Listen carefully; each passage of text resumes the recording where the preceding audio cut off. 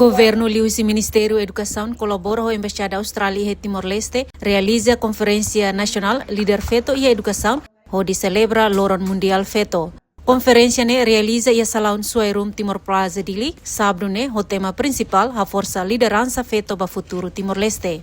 A foi remata a conferência ne, Ministra da Educação Dulce de Jesus Hateten, professora Hirak nebe tur conferência referido antes ne tur ona formação nebe Ministério da Educação, serviço mútuo com o governo Austrália, o insato a sai feto potencial Hirak ne nia capacidade. Antes, né, a FETO devemos assumir cargo do Ministério da Educação, né, 7%.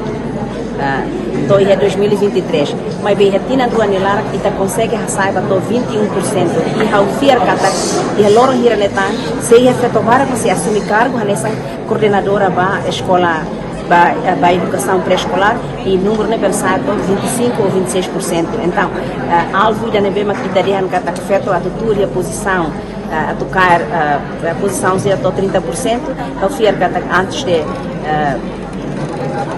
Tinan Oin, fins de 2028, que ela atinge a percentagem dele, e pela livre. E a Fatin Hanesan, representante Embaixada Austrália e Timor-Leste, Edward Wilkinson Hateten, orgulho belehamuto com o Ministério da Educação, celebra Loron Internacional Feto, no ensaio sai feto serani capacidade, no habilidade a participa máximo e a atividade roto e a área oin laos de educação. Grupo crítico atau Noran estudante para futuro.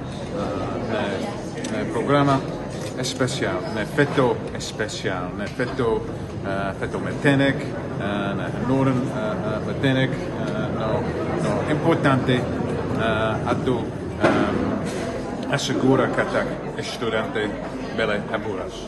Ministério da Educação foi iniciativa ida onde celebra Liusi Conferência Nacional ida hamutuk ho feto potencial e a área educação hamutuk atus ruaresin ba professora hotu nebe hanorin ensino básico hotu ia território tomak.